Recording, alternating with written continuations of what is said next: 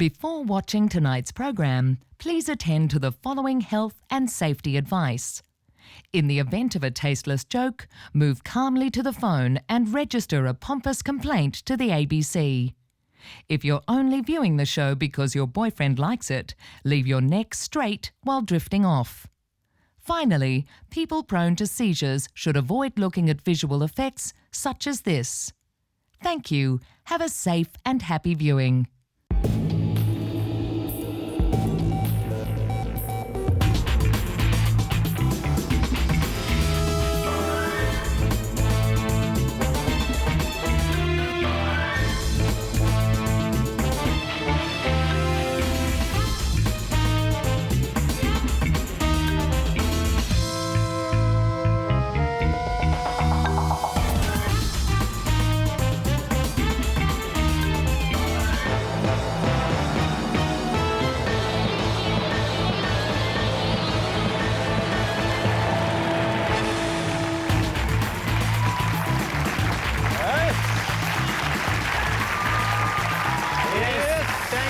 Good evening and welcome to The War. It's great to have you with us as we all still try to catch our breath from that amazing mine rescue at Beaconsfield on Tuesday morning. Just unbelievable, wasn't it? And of course, now that they're out, the media bidding war for their story has begun in earnest. Now, if we have a look at the latest bids, to talk to just one of the miners, it's $1 million. $6 million for both of them, and if you want to talk to Bill Shorten, it's $2.95. That's actually gone up quite a bit. At one point, I actually looked at the coverage, and Bill Shorten was on 5 networks at one time. I know, and 2 of them weren't even covering the mine rescue. No. It was just Bill giving a random interview on Ready, Steady, Cook. I think that's actually why Eddie Maguire flew down there. He wanted to meet the one person in the country who's been on more shows than him. Well, I know, Eddie's been a bit harshly done by this week, copping a bit of flack. I mean, sure, he was in Beaconsfield to do some kind of deal for the footy show, but when push came to shove, at least he was there. Yeah, exactly. Which is more than I can say for this person here. Exactly. Where was Naomi when the miners came out? Nowhere to be seen. Nowhere at all. Still at the Logies after party, I dare say. Well, the Logies do mean a great deal to Naomi. I mean, she left Tassie just to go to them. But the real tragedy was her makeup truck was still back at Beaconsfield. We know she can't go anywhere without her makeup, Naomi. So we decided to come to her rescue by personally bringing her full makeup convoy to the Logies. There we go. Turning Pulled up. up on the red carpet. And that's not the whole lot, that's just foundation. No, exactly. Look at all the people that put the makeup on, it's amazing. It was an incredible night. I know Naomi was extremely grateful. And tell you what, speaking of the Logies, we've asked Chaz here to join us on the couch because I think you've got a little bit of explaining to do about your behaviour last Sunday. Yes, I do. I was doing some serious boneheading on Sunday. We've talked about this on the show before. Boneheading is essentially those guys who turn up in the back of shots acting like dickheads. And we pretty much put you on bonehead duties for the entire night of the Logies. We set you a challenge. We asked you to do 20 appearances throughout the Channel 9 telecast. That's right. Let's see whether Chaz could actually make the Logies broadcast interesting. TV Week Here we go, the count starts.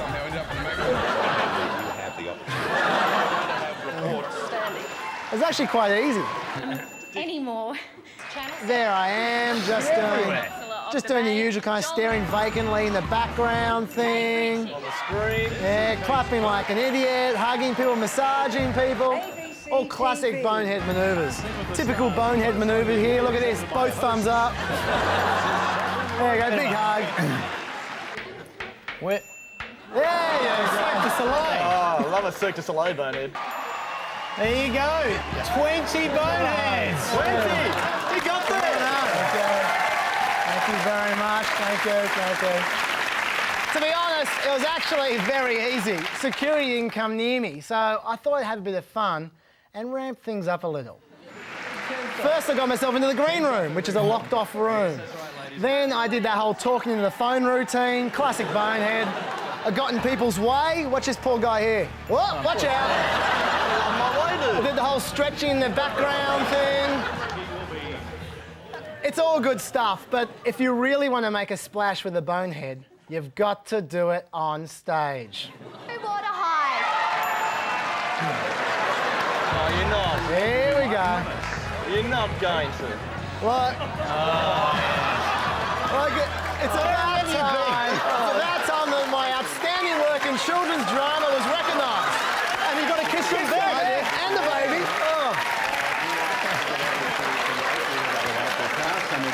listening here, and also for the great support they gave us with the publicity. They're getting on you, I think. The publicity and the They're on to me. and the upstaging. Oh, come on, respect. No respect at all. And would you believe it, even after that, I still wasn't approached by security. So I thought, bugger this, I can do anything here. So I just went absolutely troppo. Love my way. See, you can spot me here. Very subtle.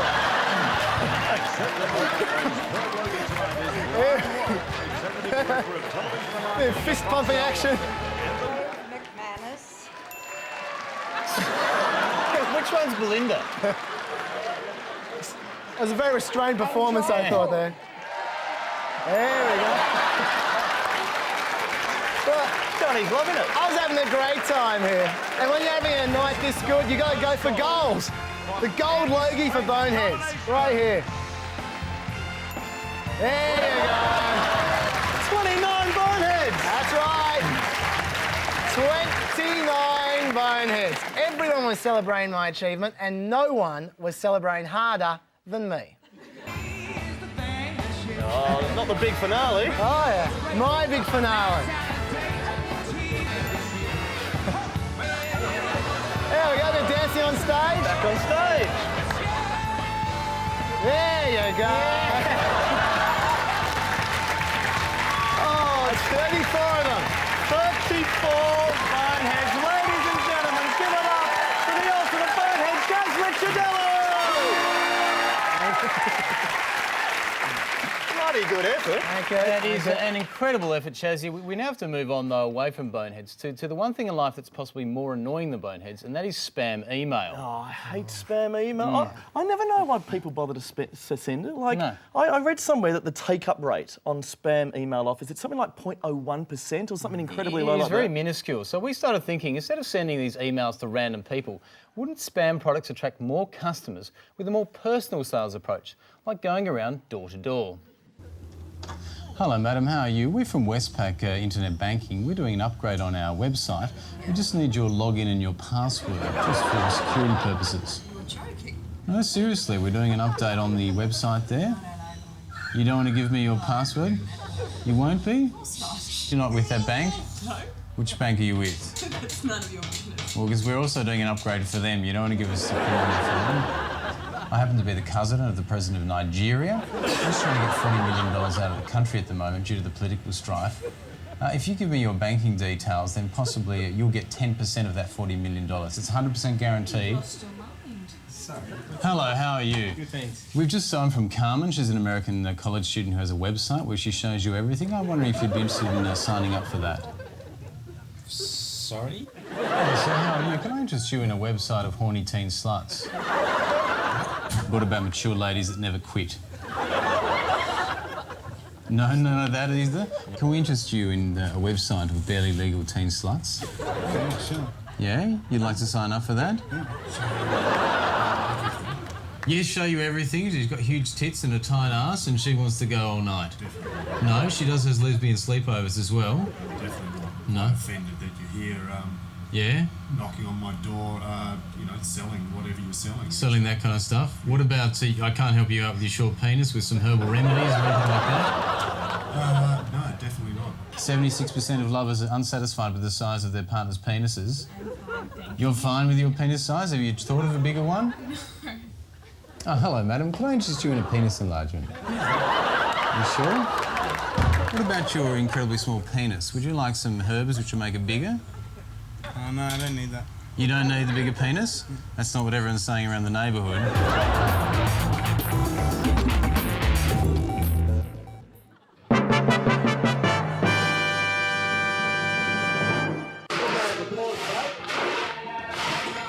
Oh, I just have a question for the guys. Actually, just quickly, I've just got 10 questions. First, are you enjoying the year? Second, what team do you support in the AFL? Third, do the rest of you guys hope to host Friday night games one day like Fitzy does? Fourth, you realise what a coincidence it is you've turned up in the same shirt today. Fifth, are you going to clean up all the shit you've left all over the stage? I hope so. Sixth, are you looking forward to the next Harry Potter novel? Seventh, do you think the TCP/IP protocol is the most efficient way of transferring digital information?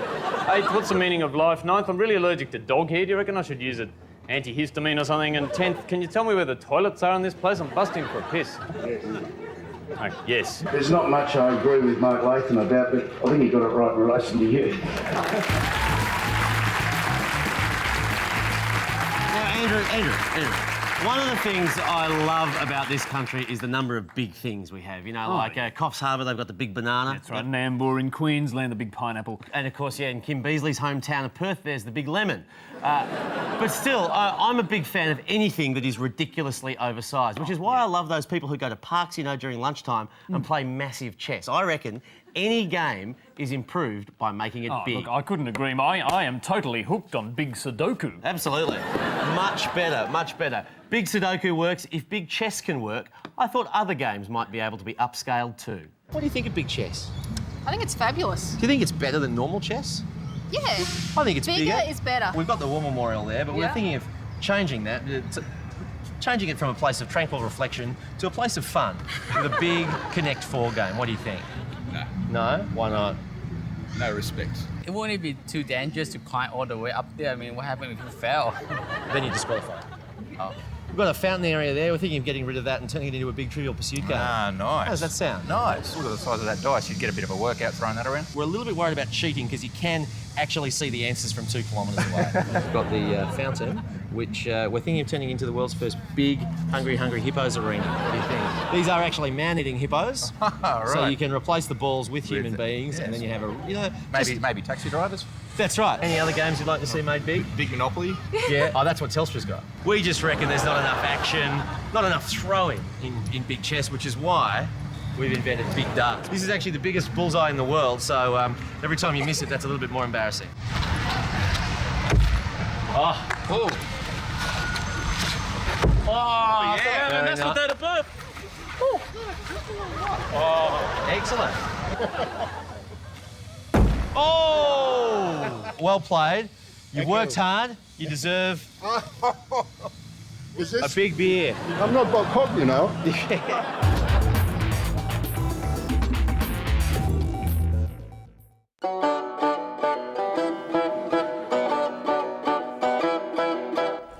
فهنا دلالة واضحة على أن هذا الاقتصاد العالمي الربوي الممحوق الذي تستخدمه أمريكا مع قوتها العسكرية لفرض الكفر والإذلال على الشعوب المستضعفة يمكن بسهولة أن يتهاوى. فتلك الضربات المباركة قد ألحقت بأمريكا باعترافهم هم في أسواق نيويورك وفي غيرها أكثر من $1 تريليون خسارة بفضل الله سبحانه وتعالى، وبإمكانيات بسيطة استخدموا طائرات العدو ودرسوا في مدارس العدو. Now, I love my talkback radio. It's the only medium where anyone can just ring up, have their say, and then be yelled at. And no one yells louder than Stan Zemanek. Stan is a talkback show that's syndicated nightly across Australia, and apparently he's the most complained about radio announcer in the country. Now, I know this because he boasts about it on his website. But is Stan Zemanek really that brutal? I thought I'd try a little experiment and ring up Stan pretending to be a long-term unemployed person who was clinically depressed, and then see just how sympathetic Stan actually was. And as it turned out, he gave me some real food for thought. Nobody in their right mind can be unemployed for 3 years, you bludger. No, honestly... You're a low-life bludger, you know that? You're lower than a snake's belly. You're an oxygen thief. Just what every person feeling depressed needs to hear. And that's the thing I love about Stan. He's a great listener, and he cares. That's why I'm so pleased to see he's finally started up his very own Lifeline service. Depression, anxiety, mental illness. We can help. I've been feeling quite depressed for a number of years now, and I find it hard to get out of bed, to be honest, let alone get a job. Like I've seen stuff and Must be terrible. At the Stan Zemanek Lifeline, you can speak to Australia's foremost voice of compassion. So how long have you been unemployed? I've been on and off unemployed for about 3 years. Nobody in their right mind can be unemployed for 3 years, you bludger. No, honestly... You're a low-life bludger, you know that? You're lower than a snake's belly. Stan, no, really... You're an absolute oxygen thief. What do you think I should do then? I think you should get off your bony backside and go out and get yourself a job. I've actually had a quite tough life. Oh, a tough life, my ass. It hasn't been easy for me. Yes, you poor little dear. You probably went to bed at 5 and you pooped your pants at 6. Is that the sort of thing that went on? Listen, do me a favour, go and give yourself an uppercut. The Stan Zemanek Lifeline. Speak to a voice that cares. Why don't you take up the work that your mother's doing? She's selling herself underneath a red lamp as a prostitute. Americans love freedom. Indeed, in this year's State of the Union address, George Bush used the word freedom, freedom, freedom a record 17 times. Now that may sound a lot, but I reckon it's a record that can be broken. Can I find an ordinary American who says the word freedom more than 17 times in a single conversation? What's the best thing about America? Freedom, I guess. What's the best thing about America? The freedom. Freedom, freedom of speech, freedom of, well, let me just think about it. What does the Bill of Rights say? I've got freedom of speech. You want to listen to me? All right, I've got freedom of speech, which I value first of all. Freedom of press. But you got a copy of it on you that I can... What's the best thing about America? Maybe our beer. What about freedom? My fucking brother. Freedom? What freedom? What freedom? Thank you. We don't got freedom! Well, listen, buddy, freedom comes second. I mean, freedom is something that we'd all love to enjoy, but before everybody can be free, we gotta go kill some fucking smaller nations. And that's the only way that we're gonna enjoy freedom as a society. Hey, you wanna hear freedom? Yes. I'm gonna tell you what freedom is. Freedom is the right to have your own speech. Freedom is the right to do what you will any damn time you feel like it. Freedom is actually being able to breathe in and not have to worry about damn taxes because you gotta put your kids to damn school. That's freedom. That's motherfucking freedom. I hear the bell. You just said freedom 18 times. You've just beaten George Bush. Congratulations. You've won this wonderful Freedom Beach Towel. Do you have any words to say? Thank you. George Bush, suck my dick.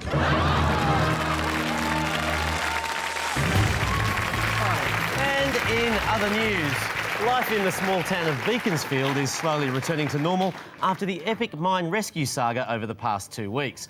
For all the latest on how the rescued miners are faring, we're joined now by the two men themselves, Brant Webb and Todd Russell. Welcome, gentlemen. Yeah, nah, sorry, mate. Love to help. We only talk to Eddie. If you've got Eddie there, we'll answer his questions. Yeah, or anyone from Nine, like Ray. Tracy Grimshaw. Yeah, but not Richard Wilkins. We've been through too much already.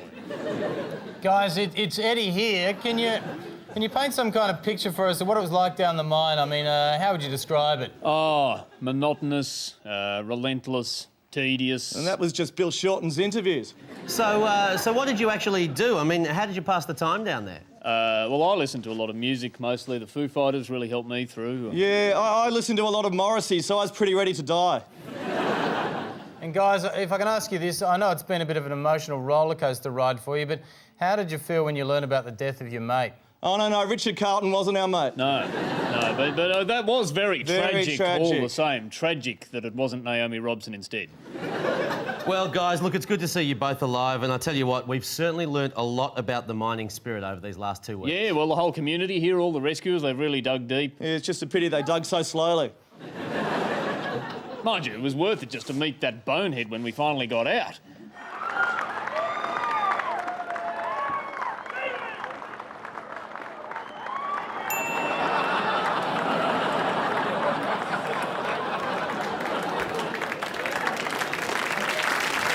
What's that, 35, I think? Yeah, 35. Well done, Chaz. Just before we move on to the important thing of the budget, can we just say how saddened we were to hear that Paul McCartney and Heather Mills are separating? Paul has admitted that most of Heather isn't living with him anymore, but he says he does still have one of her legs. To the budget then, and unfortunately the mine rescue didn't completely overshadow the boredom of Peter Costello's 11th budget. Although as a tribute to the miners, this year's budget lock-up was held in a tiny cage a kilometre under Parliament House. Very nice. Of course, the big winners of the budget, according to the government, were middle-income Australians. That is, of course, if those middle-income Aussies are earning $1 million a year. The budget also included inducements to Australians to trying to get pregnant, and the effects were immediate, with one well-known Australian even trying to impregnate 2 women at once. Looks so familiar. Yes. In his budget reply speech, Kim Beazley agreed with a lot of the government's measures, but said that the budget did nothing to address the skills shortage, particularly on the Labor front bench. But I think personally for me, the real surprise of the budget was the lack of extra funding for flagpoles. Absolutely, yeah. Of course, last year the government gave MPs $9,000 to put a flagpole outside their electorate office, supposedly to promote Australian values. Now, we reckon that's all wrong. We reckon all MPs should get a customised flagpole reflecting the values that they actually hold dear. Hi there, how you going? Got a new flagpole for you? For the electorate officer, where would you like it? Yeah, okay. I thought I have to do this twice. Oi, where you going? I'm going to tell Dad on you. Bloody hell. It's all right, I can say that. Yeah, we got the flagpole for Mr. Ruddock to reflect his personal values, or at least the ones he wants us to think he believes in.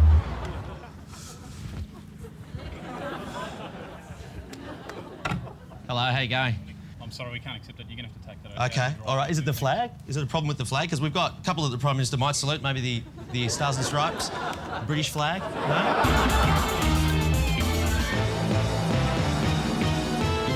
That's right, shoppers, come on into the TV Week Logie Awards. Just look at these faces. Botox, Botox, Botox bargains.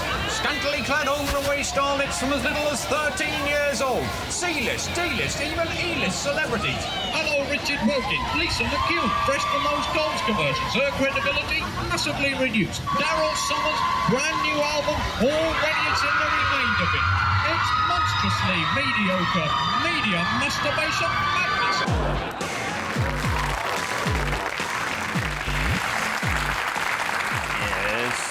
Welcome to Ad Road Test, the segment where we put television commercials under the microscope to see if the claims they make are really true. That's right, and this week we turn our attention to those ads by Oral-B, which for years have followed the same famous template featuring this curious claim. This man is a dentist, so we can't show you his face on television. Morning, Rob. Now, Chaz, you studied law. Are you aware of any rule which says you're not allowed to show a dentist's face on TV? I am absolutely sure that there isn't one. There's no mention of it in the Constitution. I'm pretty sure it doesn't mention dentistry in the Constitution, full stop, Andrew. All right then, so this week's challenge was to try to pull off a bit of a television first by barging into dental surgeries at random to see if we could film a dentist's face. Hi, we're just looking for a dentist. Just for a second. All right. Can I help? We're just looking for a dentist. Excuse me, are you a dentist?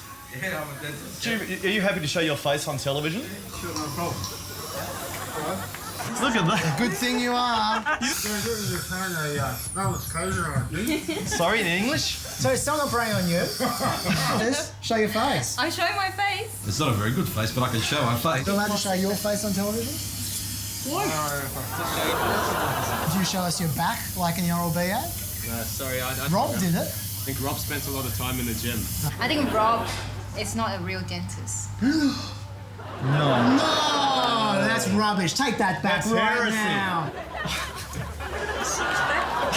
It's his chance to be the Oral-B dentist. Not at all, no. Keep that away. This man is a dentist and we'd rather not show his penis on TV. I don't think this is proper. I'd be a bit nervous with a topless dentist. Well, it turns out that dentists aren't so camera shy after all. I think I preferred it when they were. So, all these years, Oral-B has been pushing a myth. Once again, the advertisers have lied to us through their beautifully clean teeth. Well, hang on, It's an Andrew. absolute disgrace. Because it goes far deeper. Let's just remember what the Oral-B slogan is. Oral-B, the toothbrush more dentists use. Yes, well, we decided to put that claim to the test as well, with a quick snap poll of every dentist we visited. Do you actually use Oral-B toothbrushes? Yeah, I do, yeah. No. Oh, dear. No, I don't. Oh, dear. Yes, I do. Oh, no, I've got the new Colgate one. Try the lot. You've tried a lot. I get so many free toothbrushes, I sample all different kinds. I don't brush my teeth very often. Are you sure you're a dentist? So, to recap, 2 used Oral-B toothbrushes, 4 used other brands, 1 used freebies, and 1 didn't even brush his teeth. It's a tissue of lies. Maybe the new slogan should be Oral-B, the toothbrush a small minority of dentists sometimes use if they bother to brush their teeth at all. Well, that is it for another ad road test. If there's a commercial that you'd like to see put to the road test, feel free to hit us on our guest book at abc.net.au/Choser. And that's it for another week. To get our hands on increased budget funding for ABC Drama, we'll be back next week as a 6-part period piece starring Sigrid Thornton. Until then, have a great weekend. We'll leave you tonight with some rarely seen pictures of the Beaconsfield miners walking out alive. Good night. Good night.